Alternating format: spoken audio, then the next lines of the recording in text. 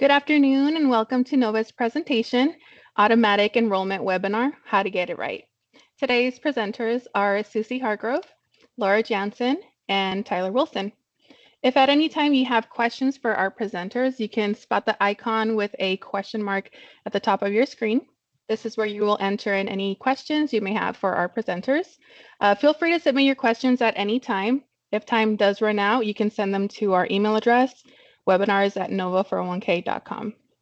To view any webinars you may have missed and the recording of this session, you can always follow us on our YouTube channel, that is Nova 401k Associates, or you could visit our website, which is www.nova401k.com/webinars. Thank you so much for joining us today. I would now like to introduce from AFS Director Susie Hargrove, Team Leader Laura Jansen, and from our Nova team, Senior Special Projects Account Manager Tyler Wilson.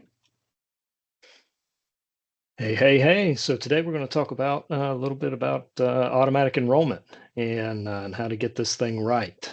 Laura is going to be in control of the slides. So as we roll through this, anything that doesn't move smoothly, send her an email and blame her. Off the top, our disclaimer, the information in this presentation is general in nature and not intended to be a substitute for legal or tax advice. Please consult a qualified professional, such as an attorney or an accountant, if you need legal or tax advice.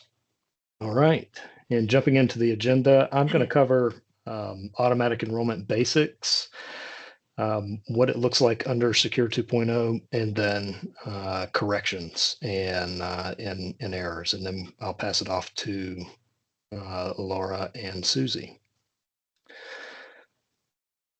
All right, so automatic enrollment basics. So employees under automatic enrollment are, surprise, surprise, automatically enrolled in the plan at a default deferral rate on their plan entry dates. The default deferral rate and plan entry dates are things that are outlined specifically in the plan document and will be, I would say the plan document is the essence of the retirement plan, so you have to follow what it says, right? So those rates, those default rates and entry dates are things that are required. Those enrollment rates are, well, let's see, that's what's called, under automatic enrollment, you have what's called a negative election. So this is an election not to participate, instead of under general enrollment, which is a positive election, which means that you're electing to participate. Again, the default rates are going to pop up in the document. It has to be somewhere between 3 and 10%. If it's less than 10, you have to have an automatic escalation feature, and this is something we'll touch on here in a few minutes. If it's 10%, then you don't have to include an automatic escalation feature. So one thing I want to touch on regarding automatic enrollment is its primary purpose. So generally, what we're looking to do with automatic enrollment is increase participation in retirement savings. By making automatic enrollment mandatory, the law, Secure 2.0, aims to reduce the number of employees who would otherwise opt out of participating in retirement plans. So I'm going to throw some physics at you, so just bear with me. I know it's hard to believe that that physics and qualified retirement plans are going to be intertwined, but it does work out.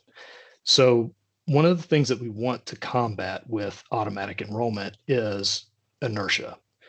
What we want is more participants to opt in, if you will, or not opt out. So Isaac Newton described inertia as the natural tendency of objects in motion to stay in motion, or objects at rest to stay at rest. And the basic idea behind automatic enrollment is that a participant who would otherwise not participate merely because they either procrastinated or just didn't do it, now they have to make a move, they have to do something to opt out. Instead of having to do something to opt in. And so what we're trying to combat with automatic enrollment is that natural human behavioral tendency to just not do anything. All right, next slide. So under automatic enrollment, employees are automatically enrolled in the plan in a qualified default investment alternative, a QDIA, unless they otherwise make an election. So a QDIA is generally a target date fund. That's probably the most common. The idea behind this type of investment is to limit fiduciary risk. So ERISA Section 404 protects plan sponsors from fiduciary liability for the investment decisions of their employees. And so the idea behind a QDIA is that this is available in the plan as the default investment fund, and it limits your fiduciary risk. Another requirement under automatic enrollment is that the employees have to receive a notification. They have to receive this notification at least 30 days from their plan entry date, but no more than 90 days prior. And the notice is going to have to cover the contribution percentages, the investment options, and then how they can opt out. Most record keepers are going to provide some form of service associated with this delivery, whether that is an electronic service or snail mail, one or the other. But generally, the record keepers are going to provide that. If they don't provide that, it is the plan sponsor's responsibility to make sure these notices go out and go out timely. But the first step should be to check with the record keeper to make sure that they can or cannot perform that service. Also, sponsors are going to need to make sure that that they update their payroll systems to incorporate the default enrollment percentages that are outlined in the document, specifically in the circumstances where the participants take no action. This is going to have to be implemented at the payroll provider. All right, next slide. So what does Secure 2.0 say? Secure 2.0 states that any 401k or 403 plan that was established, quote, established, end quote, on or after December 29th of 2022 is required to include an eligible automatic contribution arrangement, or EACA, and those must be effective for the plan years beginning on or after January 1st, 2025. So what does it mean to be established? Surprise, surprise. Congress didn't define the term for us. They just put it in there and left it to us to kind of figure it out. Generally, it's the IRS's job to provide that guidance at a later date, and they did. In Notice 2024-2, the IRS clarified that establishment was the date that the plan was adopted, not the date that it's effective. So, for example, if a new 401k plan was formally executed on November 7th, 2022, with an effective date of January 1st, 2023, then the plan is considered to be established prior to December 29th, 2022. So what that means is that they're not subject to the mandate. So it's all about that signature date. In that case, it was signed into effect November 7th, 2022, before the required establishment date. An interesting scenario kind of pops up with profit sharing only plans. So profit sharing only plans don't have a deferral feature in place, right? Profit sharing only, it's kind of part of it. So let's say that a profit sharing only plan was effective January 1st, 2015, and later adopted an amendment effective an adoption date of and an effective date of September 10th, 2023. So the plan itself has been effective since 2015, right? The profit sharing only portion of that was effective since 2015, but the deferral feature wasn't added until after December 29th, 2022. So as a result, the plan is going to be subject to the EACA mandate. It was established, the deferral feature was established after December 29th, 2022.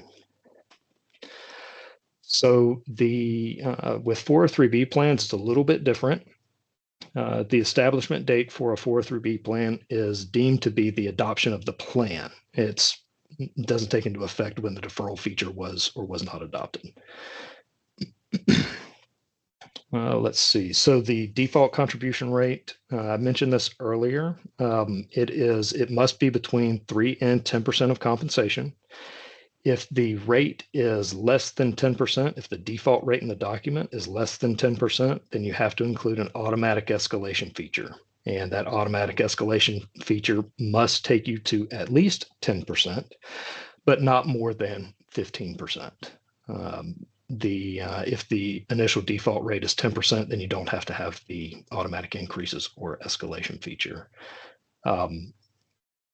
What we expect to see is that most of the default rates will fall in at that 10% rate, generally just to avoid having to administer an automatic escalation feature. Those are just going to be kind of complicated in general. All right, moving on at the speed of light. So corrections, what happens when it doesn't go right? And I've got, spoiler alert, it's not going to go right every time. Something's going to happen. You're going to miss somebody. The escalation feature is not going to work right. So what do you do? So plan sponsors are going to see two primary areas of failure with automatic enrollment provisions. The first is probably the most obvious. You just didn't automatically enroll a participant on their entry date. The second, probably less obvious, is that you didn't automatically escalate at the appropriate amount. Both failures are considered a missed deferral opportunity, and both failures carry the same basic correction methods. Those correction methods are outlined by the IRS in their correction procedure. It's known as EPCRS. The correction under EPCRS for a missed deferral is generally a 50% qualified non-elective contribution. And that's regardless of whether the plan maintains an automatic enrollment provision or not. If you have a missed deferral, generally it's a 50% what's called QNEC, qualified non-elective contribution, that must be funded to the participant. There are some exceptions. If you satisfy certain timing and notice requirements, then you may get away with a reduced QNEC, so a 25% or a 0% QNEC. Why is it that the IRS allows for a reduced QNEC? Well, the IRS makes or takes the position that it's actually a 50-50 burden on the participant and the employer. So they see it as it's not just the plan sponsor's fault. It is both the participant and the plan sponsor's fault. And so that's why they allow the employer to fund a reduced QNEC on these things. All right, so if a plan maintains an automatic enrollment provision, then the employer must begin the correct deferral withholding, generally within a certain time frame to be eligible for the reduced QNEC. So what is that certain time frame? Well, it depends. It depends on whether the participant notified the employer or the employer found it themselves. If the participant notifies the employer, then the correct deferral withholding must begin by the last day of the month following the month in which you were notified. If you, as the employer, found it, you have until 9.5 months after the close of the plan year to begin the correct deferral withholding. Now, once you begin the correct deferral withholding, it sets another timer. This timer is related to a notice. You have to send a notice within 45 days of the date in which the correct deferral withholdings begin to be eligible for a reduced QNEC. That's 45 days, not 45 business days, 45 days from the date in which the correct deferral withholding began. This notice has to have very specific language. The IRS gives us a breakdown of exactly what must be included. So you can't otherwise, send an email to the affected participant that says, "Hey, we missed you. We're going to get it right. This is our notice." You have to include the percentage or the flat dollar amount of deferrals that were elected. You have to include the date that the deferral should have begun. You have to include a statement that the correct deferral withholding has been implemented. You have to include a statement that applicable corrective contributions will be or have been made. You don't have to say exactly how much it is. You just have to say that it will be or has been made. You have to include an explanation that the participant can adjust his or her deferral election to make up for the missed deferral opportunity. And you must include the name of the plan and the contact person at the employer for the affected participant to reach out. So that's as it relates to the missed deferral. If the plan also funds a match, then regardless of whether the participant qualify or the employer qualifies to fund the reduced QNEC, any missed matching contributions adjusted for earnings must be made in full. The IRS also states that missed matching monies must be deposited within a reasonable period of time. Again, no direct definition as to what that means after the correct deferral withholding has begun. In Notice 2024-2, in a Q&A, the IRS stated that corrective allocation of matching contributions made on the last day of the 6th month following the month in which the correct deferral withholding began might be considered a, quote, reasonable period of time, end quote. But they also stated that it's dependent upon the relevant facts and circumstances. So, it doesn't necessarily hold as definitive. It's not what we would call a, quote, safe harbor, end quote, which is to say that you can just do it every time and get away with it. It's to say that depending on the facts and circumstances, you may or may not get 6 months to make the correction. So those are corrections. That's automatic enrollment basics. And when you mess it up, that's how you fix it. And I will turn it over to Laura. Tyler, before we move on, there were a couple of questions that came in. Okay. First question, do we as employers fill out the EACA form? Also, the date of the first deferral rate on the form is that the date the employee first received the 10% deduction on their check? Okay, so let's see. All right, I see Breeze. Let me read it again. Do we as employers fill out the EACA form? So for, I'm assuming you mean maybe, I guess, in the case of a distribution, perhaps. I mean, that would be initiated by the participant. If you're talking about the automatic enrollment, the participants responsible for their elections, you would be, as the employer, responsible for automatically enrolling them. But so yes, I guess if that's what you're talking about, then yes, you would be responsible for filling out the form and making sure they're automatically enrolled. And that should be handled through your payroll provider. Also, the date of the first deferral rate on the form, is that the date the employee first received the 10% deduction on their check? The date the first deferral rate. So Tyler, I'll jump in here and see if this question may be more directed if a participant is defaulted into the plan and they did not want to participate, and when they have with the EACA, they have the option to withdraw their funds.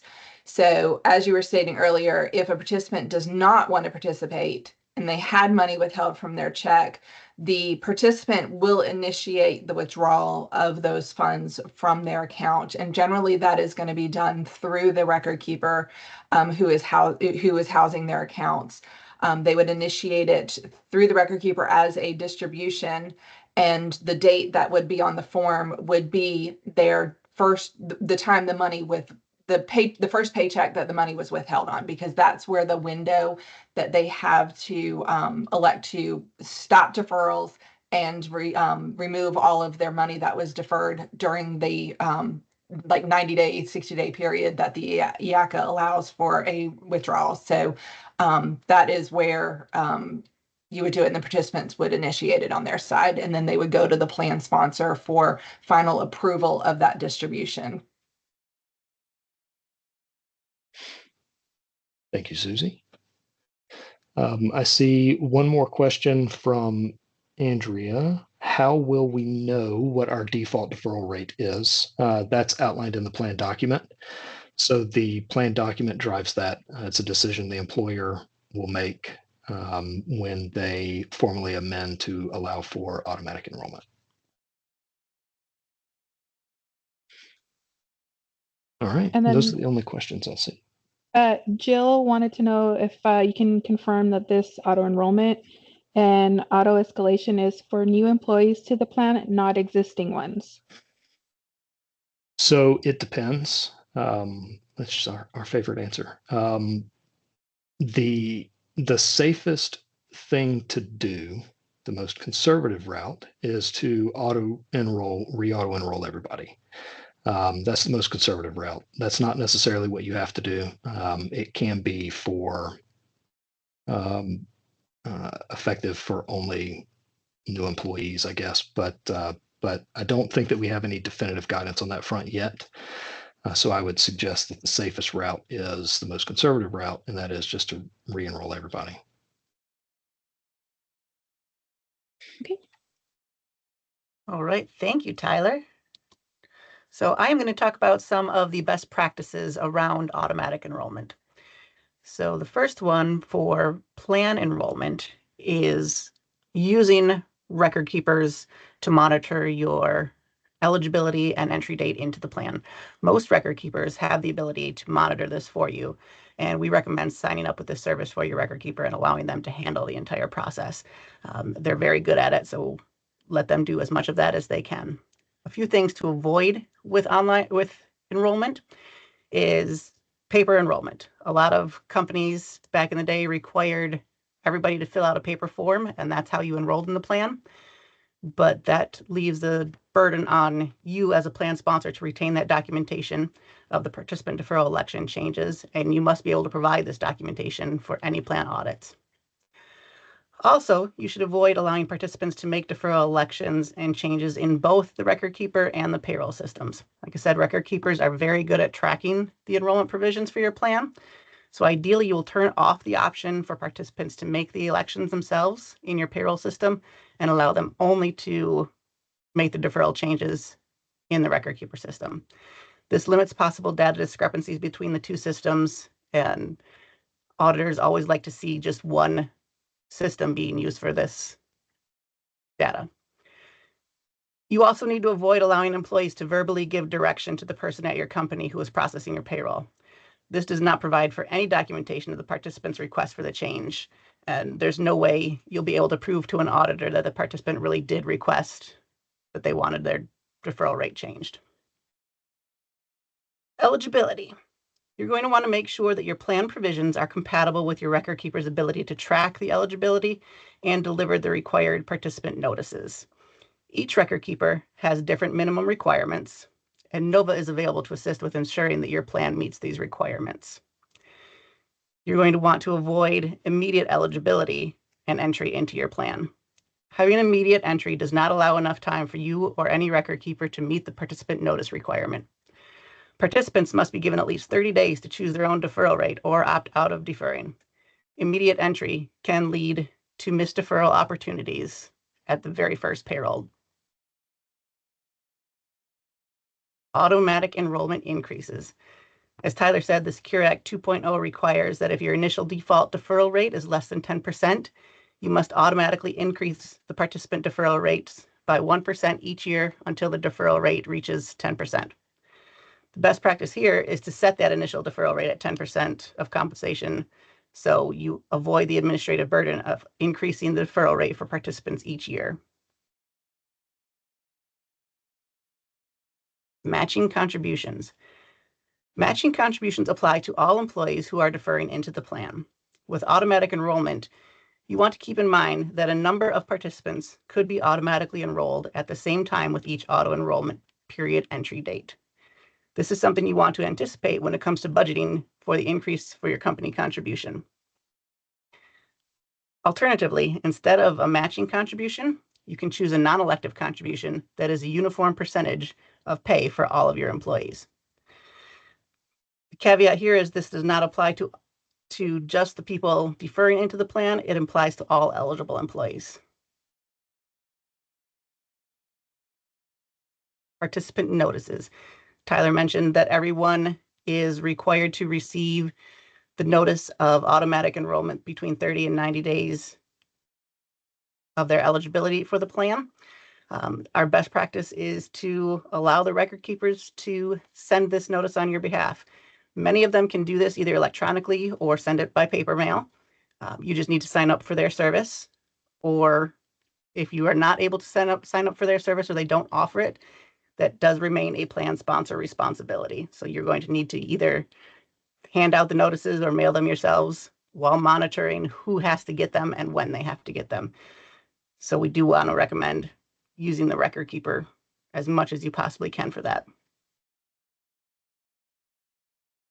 Laura, a question came in asking if they can opt out of escalation rate even if they enrolled by default.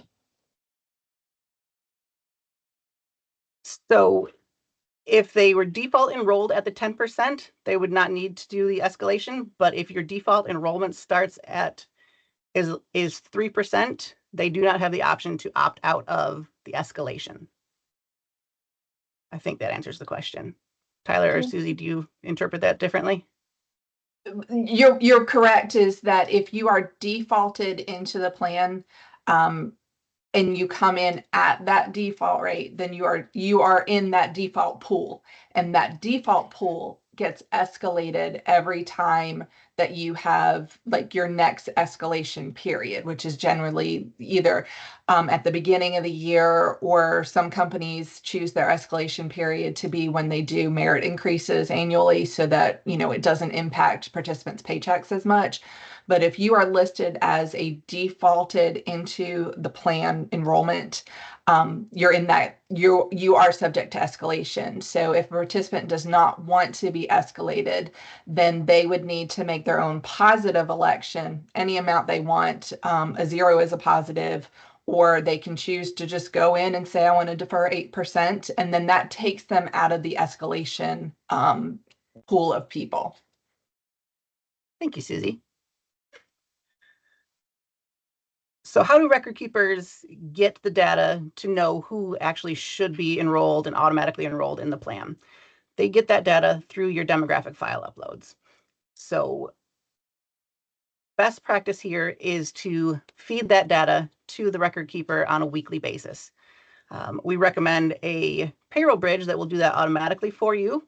But if that's not available, then someone at your company needs to upload the all employee demographic data to the record keeper, along with your payroll contributions to the plan. And we recommend doing that weekly so that all of the up-to-date data is at the record keeper right away. There's no delays in anything. And we do need all of the data to go to the record keeper for all employees, not just the people that are deferring into the plan. Because if you don't give them the new hire data, they have no way to know that a new person was hired for your company.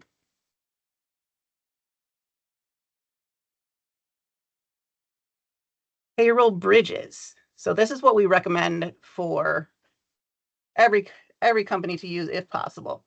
So there are two options. A 360-degree payroll bridge between vendors means that the files will feed from both the payroll system to the record keeper and from the record keeper to the payroll system. When this is in place, both systems update automatically without a human having to interact with the changes.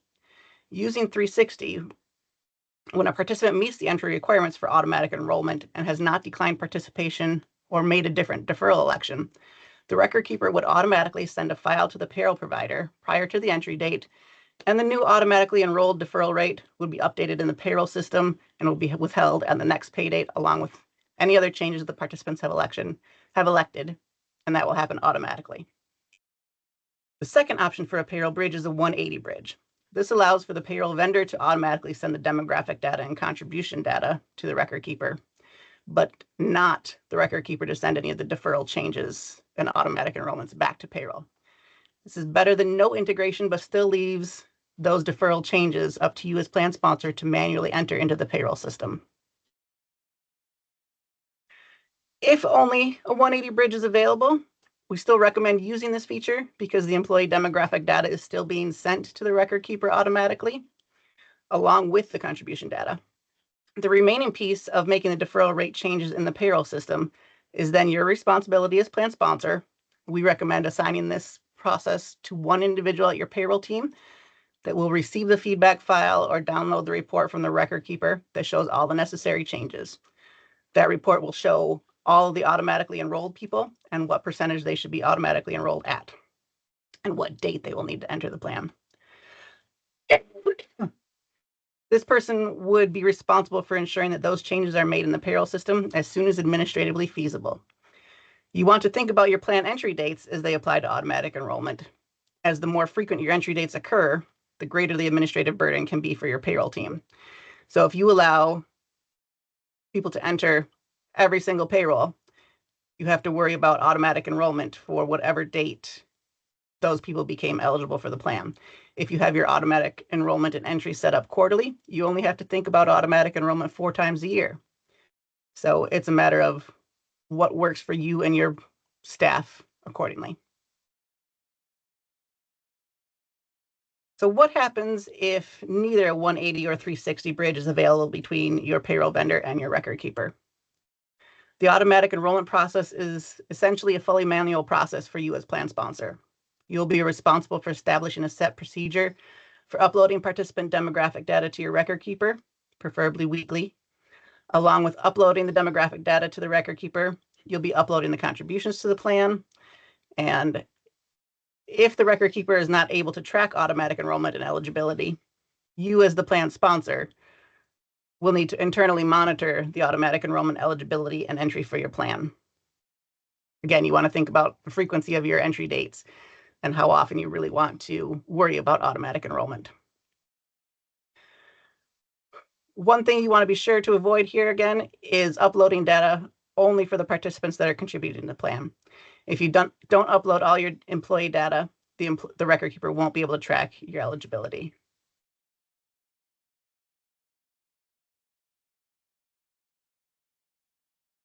Now we have some frequently asked questions. Susie, you want to take over?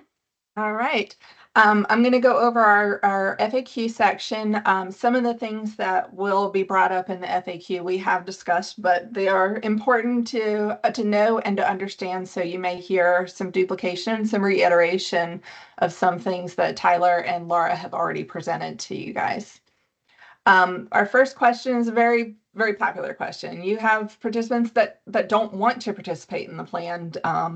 You know, be it they want to save on their own in an IRA or they don't have the funds available to be putting away. The purpose of automatic enrollment, as Tyler had said earlier, is that you want to increase your participation for your participants. You want them to be saving for retirement to provide for their future. So one thing that you do want to avoid is reaching out to your participants saying, hey, you haven't opted out of the plan yet, because that defeats the purpose of the automatic enrollment and encouraging participation in your plan. So if they truly do not want to participate in the plan, they do have the option to opt out of participating. And they can do that at any time. They can do that in their opt-out window before they get defaulted, or at any time once they're a participant, they can choose to stop participating in the plan. So they are given a window prior to the default date that, as Tyler had said, it has to be between 30 and 90 days prior to their default into the plan. And what they can do is they can choose to not participate at all by making a 0% election, or they can choose any rate that they want that your plan document allows. That's not the default rate. And if they do make an election that is considered a positive election, 0 is still a positive election. And then you would start withholding deferrals out of their paycheck at that rate that they chose upon their entry date. And the participants can do that by logging into their account on the record keeper. The record keeper will have their demographic data. As soon as you send that to the record keeper when you upload it, the record keeper essentially creates their account so the participants can log in and make their election either at 0 or whatever % they want. All right. The next slide, we're going to talk about beneficiaries. It is very important that your participants elect beneficiaries, and especially in the situation where they're automatically enrolled into the plan. Retirement plans have their own set of rules when it comes to beneficiaries in case of death of your participants. And with automatic enrollment, participants are they're defaulted into the plan, so that you want to regularly communicate to your employees the importance of naming a beneficiary.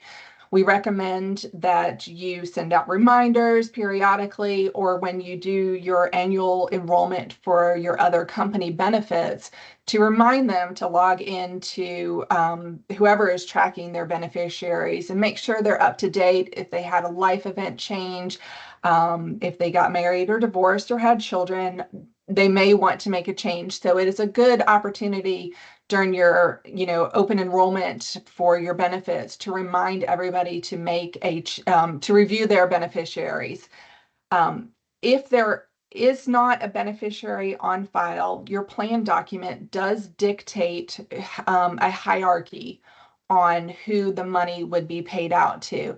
And it's important for participants to understand, just because they have a will, that does not automatically transfer over to the 401k plan.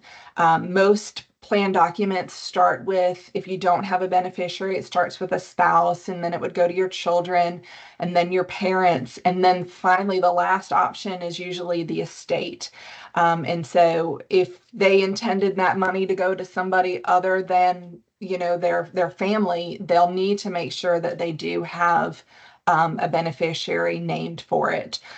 Your record keepers are usually the best source to maintain your beneficiaries, because it keeps everything together with the plan money, with the participants' accounts. That way you don't have to track it by paper. And another option that you can do to track beneficiaries is through your payroll system. So you do have some options with that. Just you want to make sure that you do have beneficiaries on file for your participants and encourage them to keep them updated. All right. Our next topic is going to be about rehires. As you have employees that leave employment with you and they do come back, because that does happen in a lot of companies, is that you have someone that has left the company, but they came back. So an employee is, if they were eligible to participate in the plan prior to their termination, upon rehire, they are immediately eligible to go back into the plan. And if you have if your plan does have automatic enrollment, that automatic enrollment does apply to your participant. So it is very important to keep accurate records, to notify your participants upon rehire that they are eligible into the plan, and if they do not make an election, that they are going to be defaulted into the plan at your current default rate.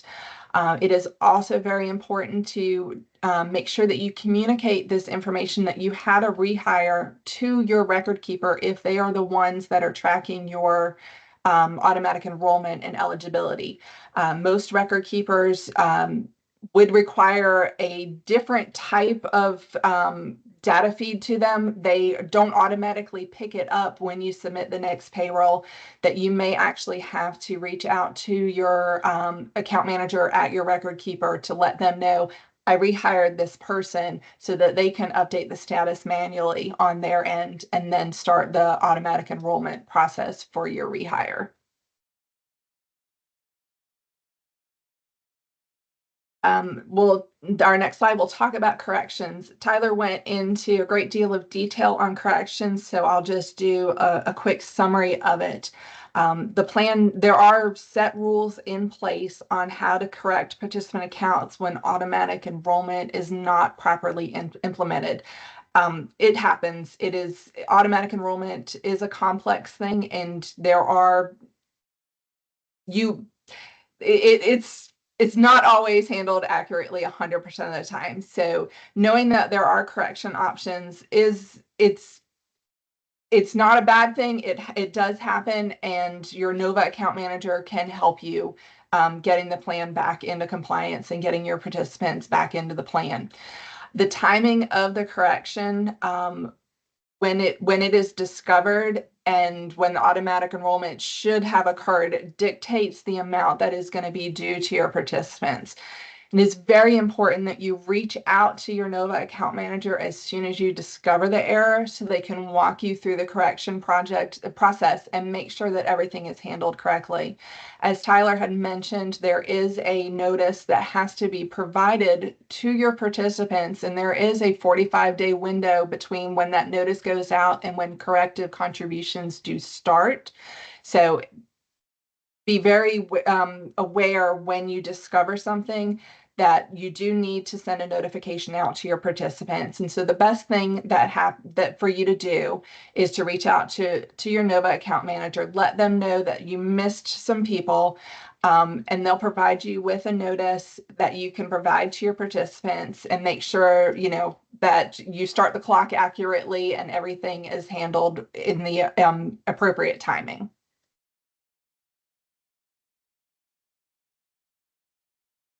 So this slide, how do you successfully implement automatic enrollment features? So automatic enrollment is not a set it and forget it type of thing. There are some things that need to happen on your end, as we have discussed earlier in this presentation.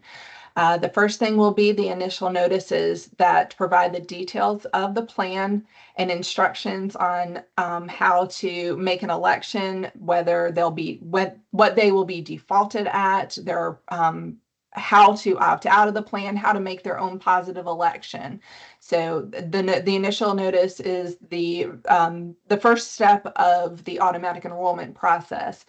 And then after that, it is important to maintain any records of participants that do opt out of participation.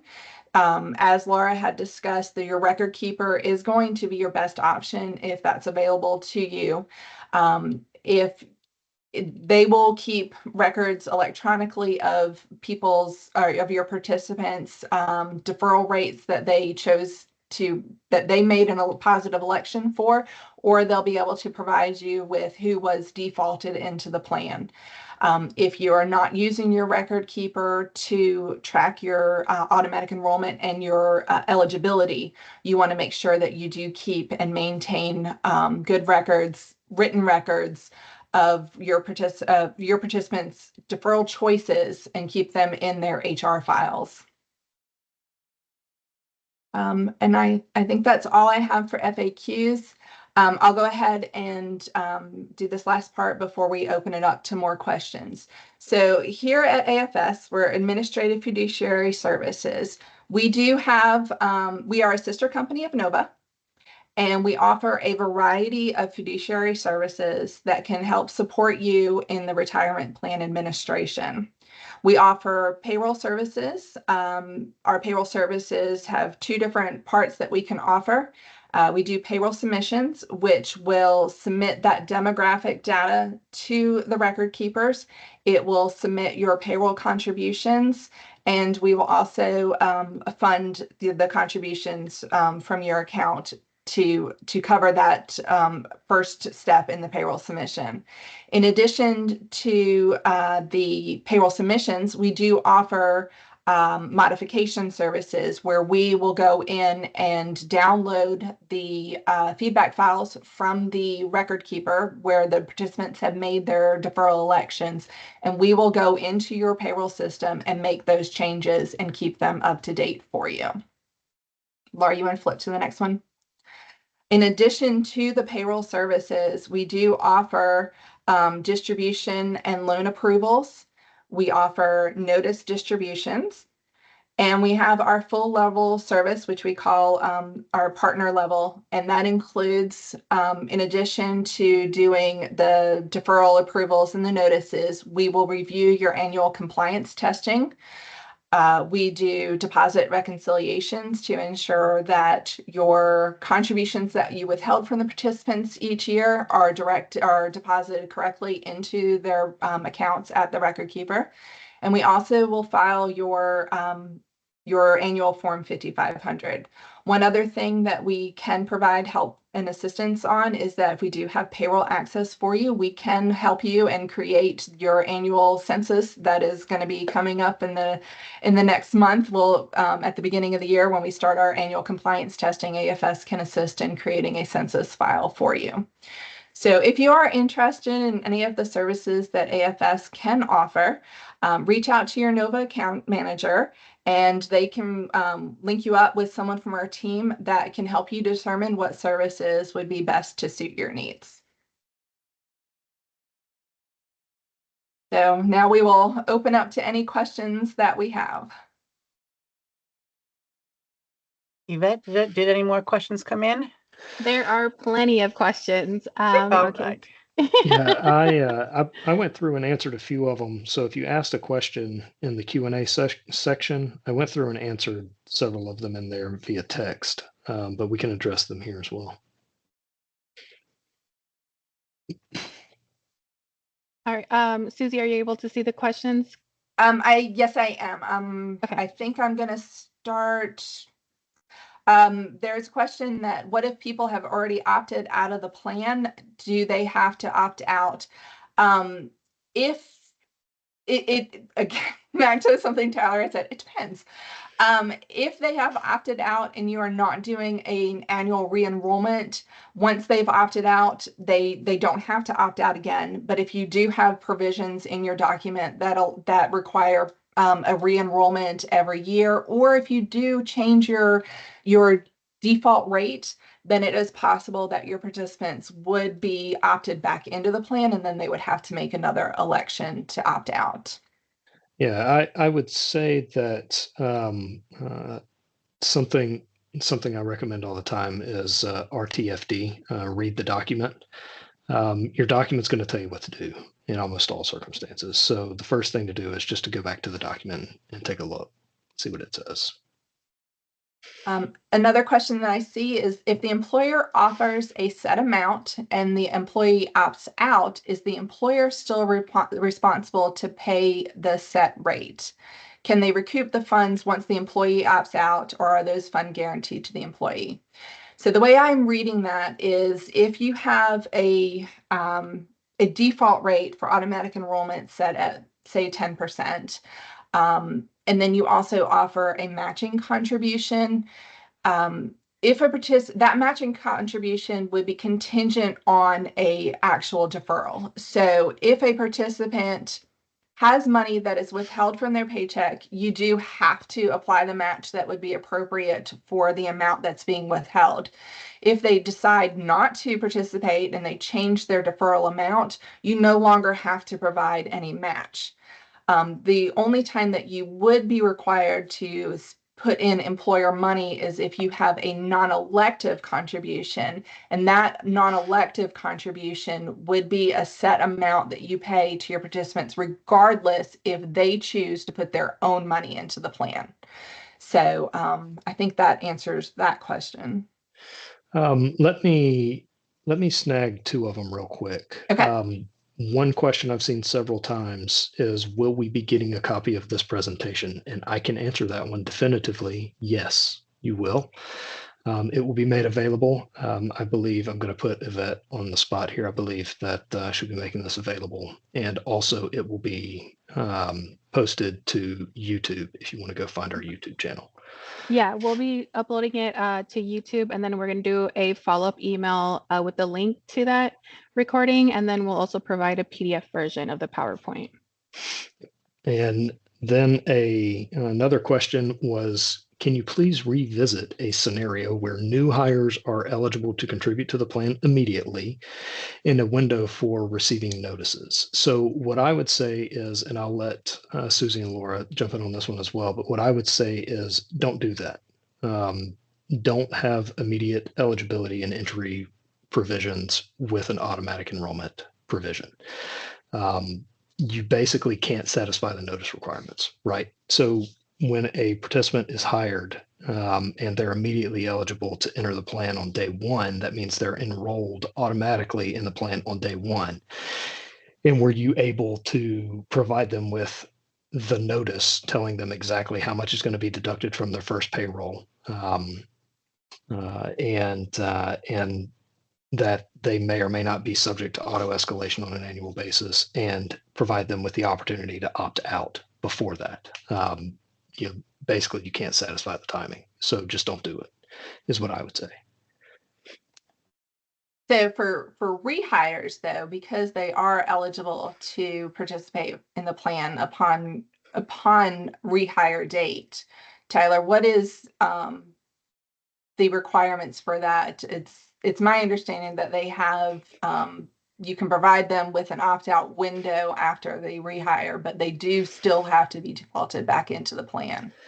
Yeah, and it's probably going to be, the language is probably going to be as soon as administratively feasible. And good luck defining that. Again, it's terminology we have without a definition, and that's everywhere in this industry. It's, as soon as you can do it. Make sure that they're entered into the plan immediately, and that you're providing them with notice as soon as possible in that scenario.